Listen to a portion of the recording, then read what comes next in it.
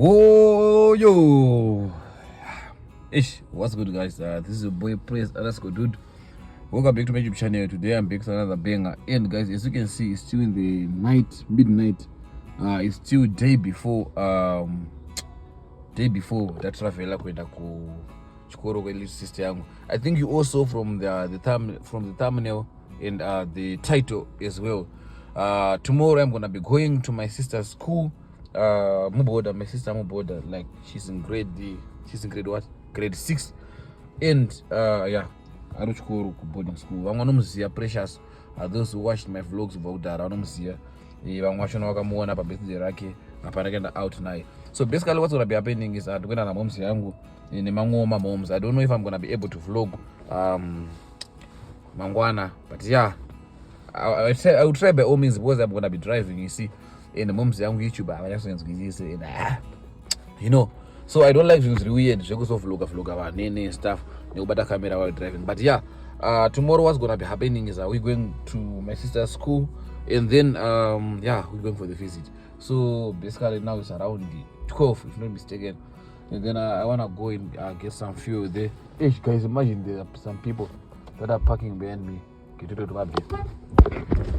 So guys, I was saying Paimanga Parker behind me. So yeah, that's why Mawana there's a cutter video.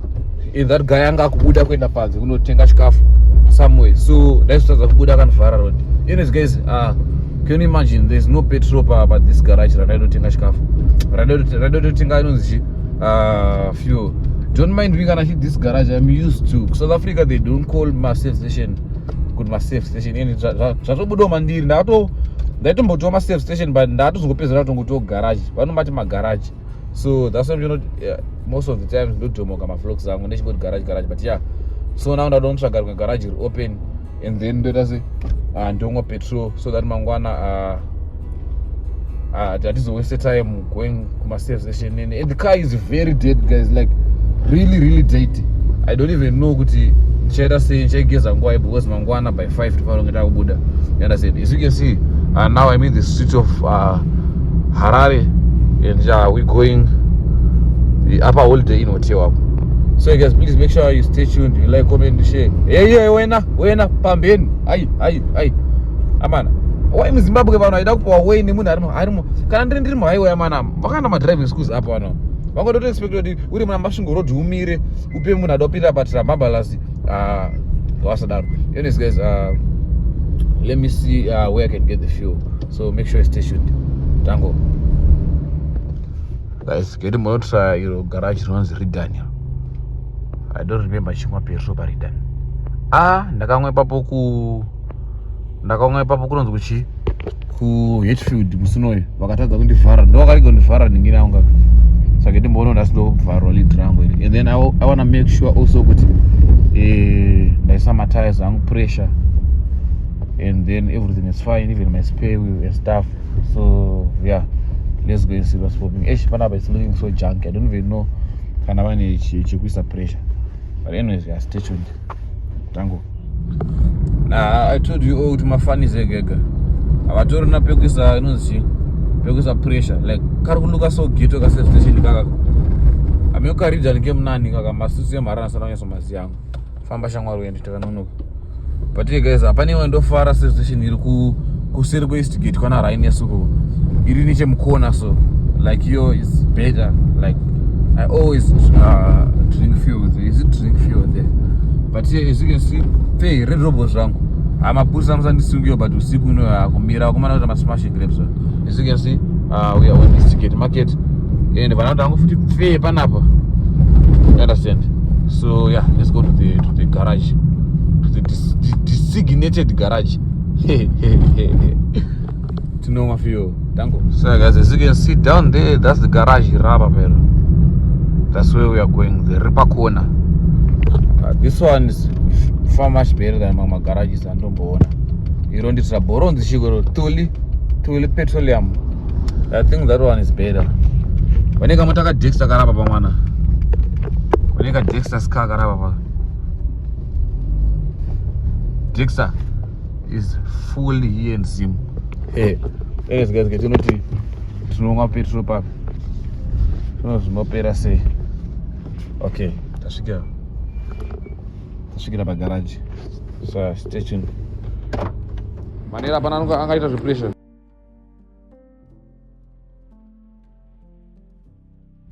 So guys, ndaisa petrol. Ndaisa petrol yangu. And as you all guys can see, tengi rangu rapa half tank, you know. I'm sure unonosvitsa kuwedzera. I don't know, man. I've never traveled this car for a long distance. So now ndapana 4 I just realized that the car is very dirty. Ndoita flu ndakaonegeza sekunde. So ndotsvaga team rere kutoita mari. Team rere zvogeza mota rere streets rere. Pimondegezera tona because my car was soda faro. So yeah, now ndopinda pa road port. And as you can see, this is where we are going here. So yeah, let's see if we can get them. If we don't get them, but so empty today. Today but so empty and dry. Honestly, we got get the motor pa road port. But if we got my Uber drivers, one up. Zvakadhaka kwezvo. Kwatongouya padhena, akatongoshaya tripi kuenda padhena apa ndakutongokunguruka ndakandanga padhena. Ndirege kutambisa fiyo wangu ndichirwarawo. Marounds asina basa. Anyways, stay tuned. Dango. So yeah, good morning guys. It's like around past 4 a.m. now. And I finna go mom's yangu kunogeza mota. Achima kusenseni. Vantu kusangana navo past 6. And then vanogeza unondo pick up mom's yangu. So yeah, please make sure you like, comment, share, and subscribe. I don't even know if I'm gonna be able to vlog through again. But yeah, this is what it did. New tees, new bottom, new hoodie, and I'm gonna put some new socks also. Now maybe in Air Force Nyana. You understand? So please make sure you watch to the end. You like, comment, share, and subscribe. Dango.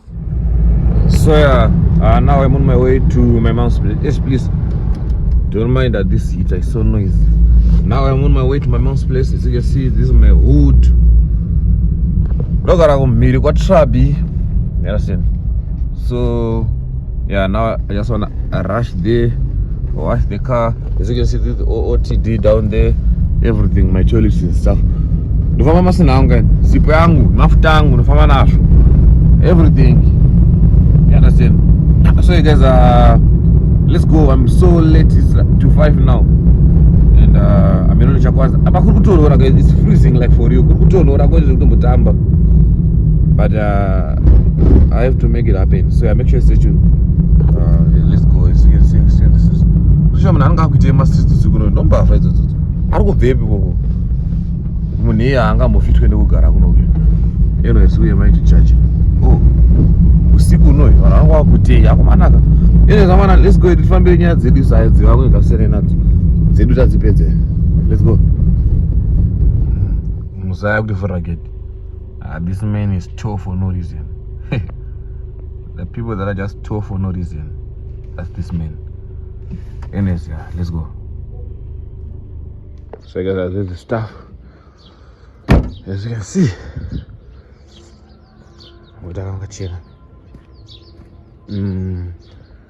It's looking better than Shanghai shit. You understand? So yeah.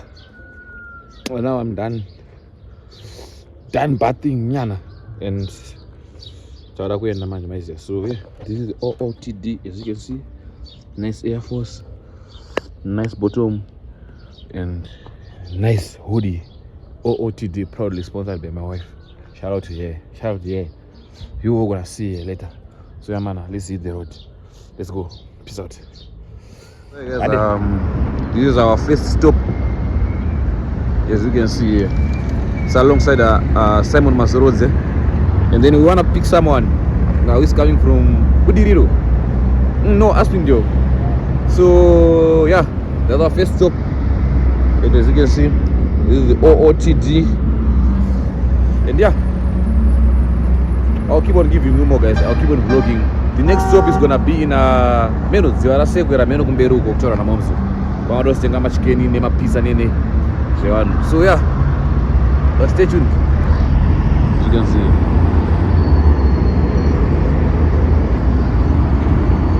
So yeah, man, now we finna buy some food. Now we are on second stop. We are in Makoni or something. Let me show you. It's by Eaton League. So I finna go and buy some pizza for my little sister. She loves pizza, like so much. You understand?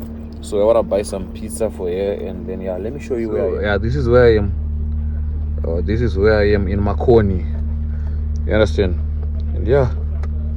So let me see if I can get some pizza for you. So guys, please don't forget to watch the ads. You understand? I'm running broke. The fuel, the expenses and stuff, as you can see. So guys, keep on watching the vlog. You will soon see my sister. Those who know her, they know that she's a vibe. So yeah, make sure you watch the video to the end. I love you so much. Take care. So as you can see, I'm in the restroom. Yo, the boy in the cut. Anyways, I'm in the restroom. Let's go.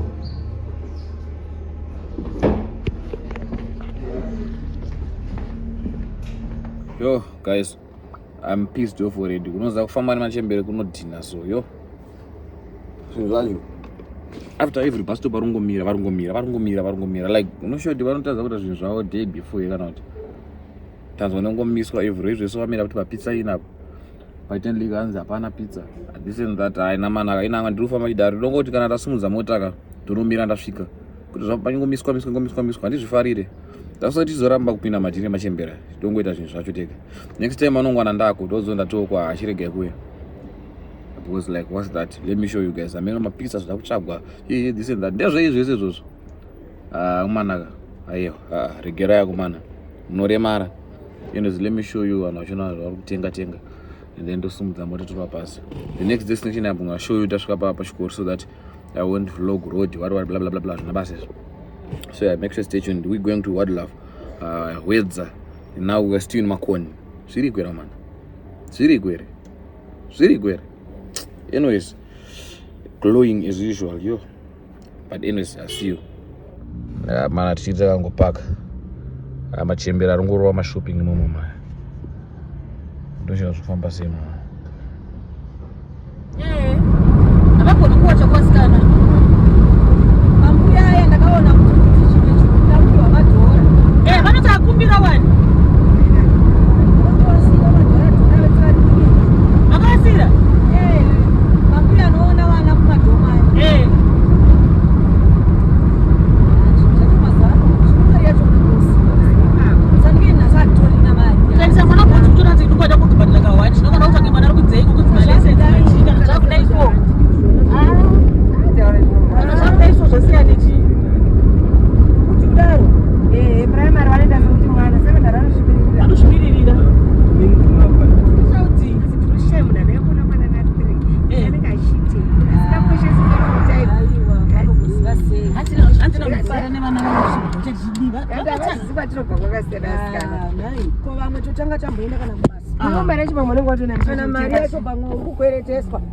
Vamanyise munhu ari kukwereteswa. Namba yemotikari yenyu zita renyu nezita remwana. So nombrot azoi AFK ichi.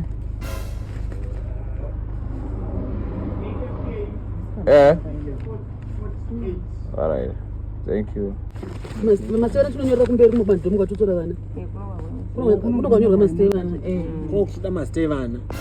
Kumadhomu kunonyora futi. Mungu amai. Tikunoona mwana wani. Tikunoona mwana wani sefamily. Ibo. Sapo.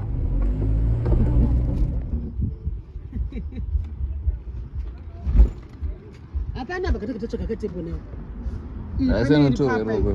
Yetitore iri papa.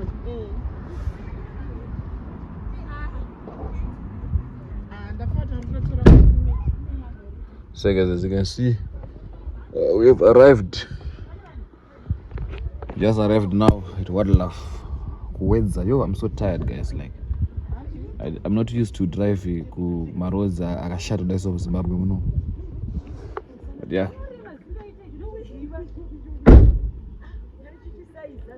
Tashika.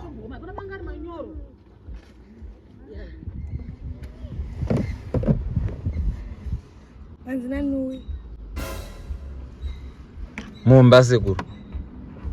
Mombe. Keto asekuru. Mombe yako. 1 keto. Wadi wamba no.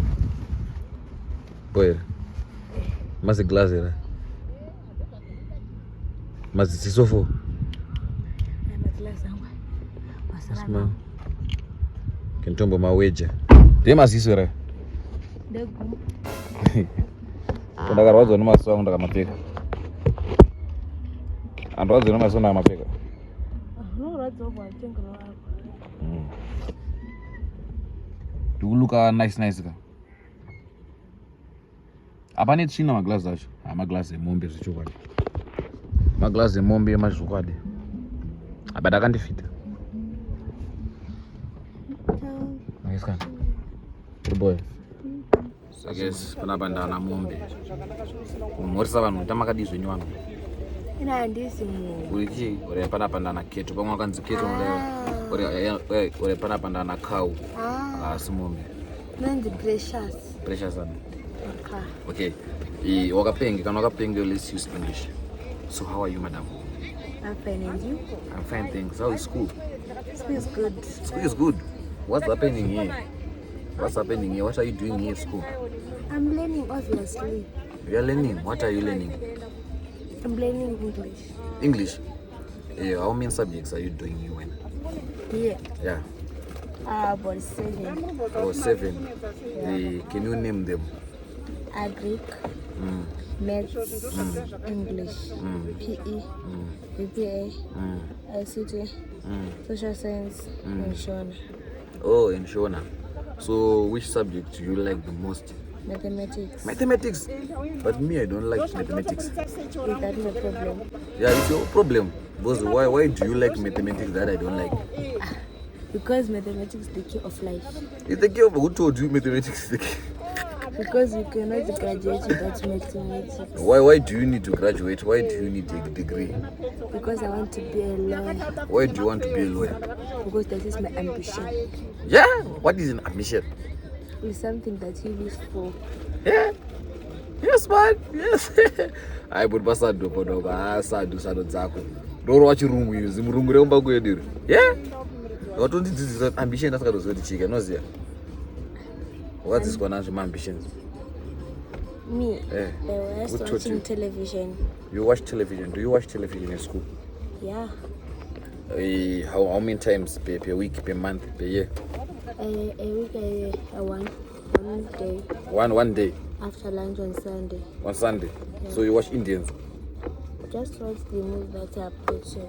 Now we cannot watch Indians since their TV is not working, so we are using a projector, so we are watching the movies from the projector. Yeah. Oh, so today are we allowed to go in hostels? No, parents are not allowed to go. But what if I'm not a parent? You're not allowed to go. So are you going to show me around your school there? Okay. Where are we going? You are going to buy some things for me, some chocolate. Give me the money and the tech shop is over there. No, you are the one with the money. You're the rich one. I don't. You're the rich one. I don't have money. Do you have cows? No, we have cows. Danga. I don't know where the crow is. You don't know Danga ne Jurungu. Yeah, we remember you don't know your shirt. Look at this one, she don't know your shirt. Revive Mombe. No see what you know Mombe. No see. Revive Mombe. Yes, number waka revive keto. Keto revive. Musoro kurwadza resusu. Asi tikenda padhuze manje isusu. Pa Claudina. Marari.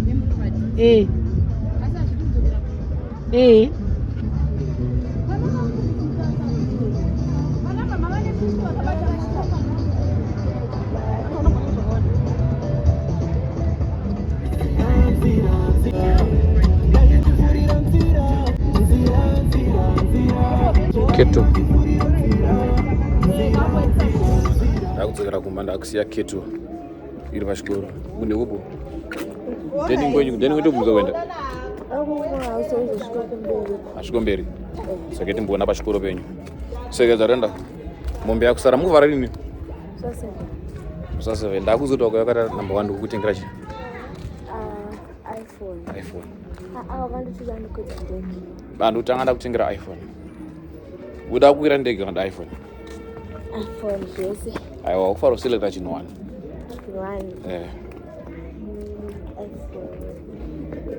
Rachi? Anozoti ndege. Anozoti ndege unokukwira ka1. Ukazvapera. Una chigai manje. Wakaita this month andika. This term ukaita number 1 andika. Ndokutengera iPhone andika. Then next month wakaita kuti number 1. Next term wakaita number 1. Ndo ndakukwiza ndege so that unoenda mundege une iPhone utora ma nice pictures emakore nene. But dog dining. So guys, this is the dining hall. That's the canvas. It's not that big though. So no classrooms. Miro zvemapengo. Zvipengo. Na agriculture ndo muna machairs Samune varimi romo. Ndo mutone varimi. Mune mapata. Mavana munda consultation. Vanoita consultation. Consultation iri book reji. Agriculture. Saka ndopinda chinoti chingwati. Ndomaona. Saka ndopinda ndoti inini dzine baba precious. Ana sorry. Basa ndokupinda ndokugara ndaka ndichibesera nditenge mbereki. Oh, asi ndongoti ndiri baba precious. Rova yemusikana kana chingeza. Uraya. Ndizvo. Saka ndopinda ndakamira. Ndoti masikira sei. What is it? Wanda kuita sei? Ndawazamide macho dawa ndini baba wake uyu rovai uyu here uyu rovai. Saka wakatadza uri kusara chibhuru mfana ungaudze nini ndiende consultation. Andosienda kupisira mfana. Ndisienda kuvesera moto kuti ubhurwe. Ndisienda kuvesera moto kuti ubhurwe mfana. Mawana ako. These guys are takubai but then kune ma copyrights. Musiyana nozo vakurova futhi. Ebwande. Mona mune dictionary. ICT. Manje futhi setala ukuthi umuntu robotozela nasekwani zendini. Aiwa saka zvadaro aiwa kana vasikati ana bawande. Aiwa zvigoni. Hande ishaza. Saka mune mabhuku. Yeah? Obvious. Alright, saka. Andokia mota.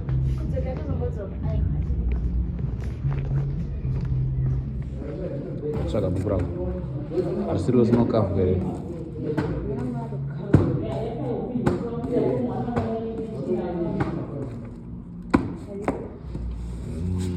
Autonyoreke, autora mabhuku, autonyoreke.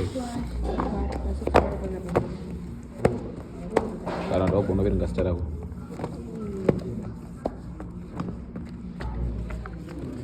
Ukure mombe. Mombe iri kutema. 20 out of 20. 24 out of 25. 20 out of 20. 24 out of 25 auri kutema pano. Keto. Zvodatisa mombe. Keto. Rokurova zombe. So mana twira consultation ya mombe panapo. Awa rokurova. Uri kudyira mazepe zviripo. Dola rako randinaro ndiripo. Handiti icho chinoenda pande wako.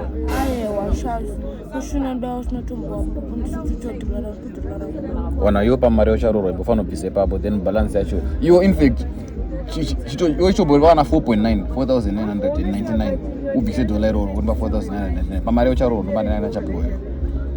Sabvisa 4,999 undipe yo. Bato ne crisis. Mpewo mari yake inandine. Baba impano ndakwenda. Pana kwanoenda. Saka impano wami icho. Ndipo mari toget. Mirai. Baba mombe. Chindipo dora kasisi yako. Dora chindipo dora. Pamari yako yokurorwa yachindipo dora. Bigara na dora. Baba impano. Adakubai ndakatso. Ndakatso mbona. Eh? Makwana. Unodzadza mudhara. Alright, bo.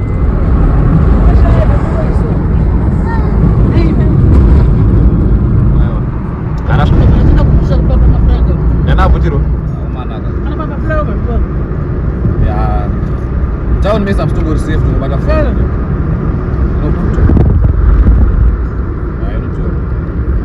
pizza but don't know smashing grapes. Yeah,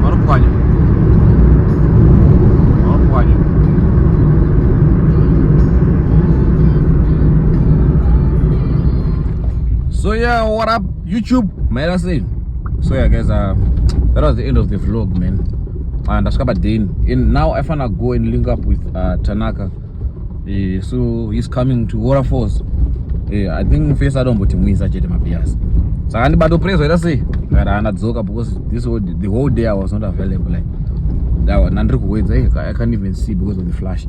But yeah, so I told him I'm now available and I'm going to gyros. So maybe what I say was I might join them. If I fail to join them, I'm going to work one night. Throughout the night, I'm gonna be working. So you all please request some interviews. So, yeah,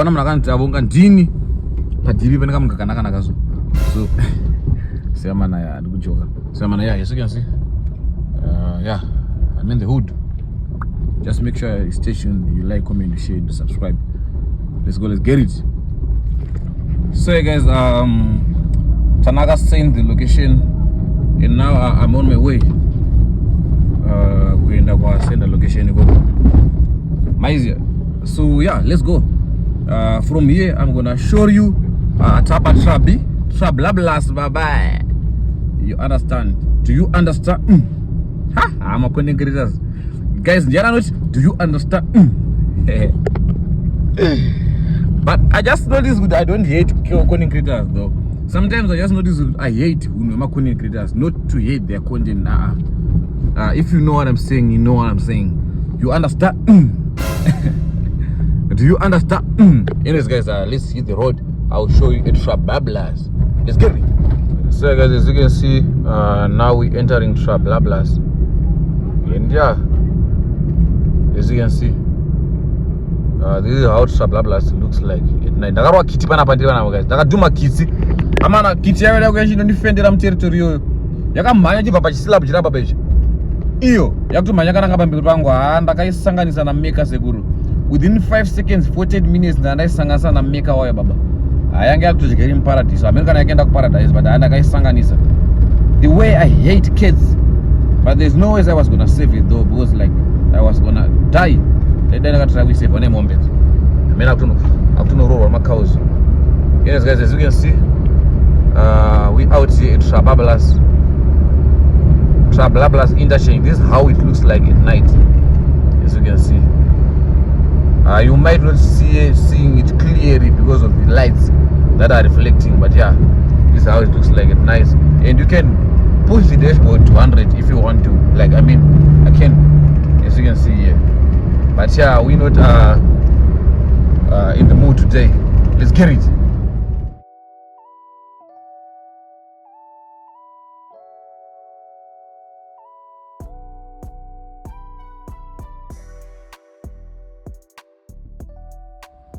Yeah, man, atambo cooler down. Kumana matraya chicken slice ndamanake nona nayo mdara. Not yet. But according to this, chicken is better, isn't it? Way much better. Yeah, but it's still no pizza. How much chips is it? Ona nyama yawe hiyo. Inotenga yakaiswa flour yakashiba yoketa flour yatagazama mafreska ya. Ano mafreska nje. Utinge flour yakashiba tasona zveketa. Chicken ya dakwe.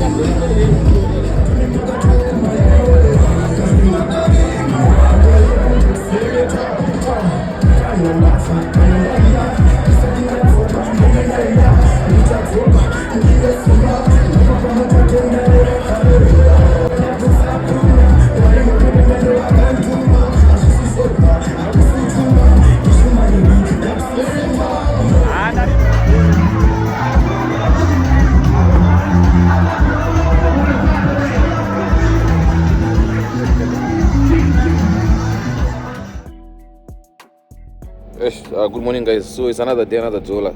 Yesterday I just knocked ndakazongorara kuita flat from nowhere. Like imagine guys, let me get into the car. Oh guys, what's good guys? When chine remote mangu guys, akomana ka sina jo wone akomana nyango sakanzi moto emabhachu akoma so ana collection makanda apa basa collection yemakepi ngomana anotenga makepi zvake nomtorera 100 1 2 3 4 5 6 imwe akapfeka yes collection. Anyways guys, yeah, kabutsu kangu kakadzoka kaita kunge doshto tsikana butsu mabhawa charovane so guys, yesterday I just knocked kurara kuti flat kuzongorara kuti handisombozoti ndakasvika sei panatanaka panapa, handisombozoti ndianaka achiti driver kana zvakazofamba sei ndazongomuka ndapa mubhedha. Guys, like I was that. Anyways guys, I think this is the end of the video. Thank you for watching the vlog to the end. If you've enjoyed, make sure you like, comment, share and subscribe to my YouTube channel for more and more content. Understand? Road to 11K. Peace out.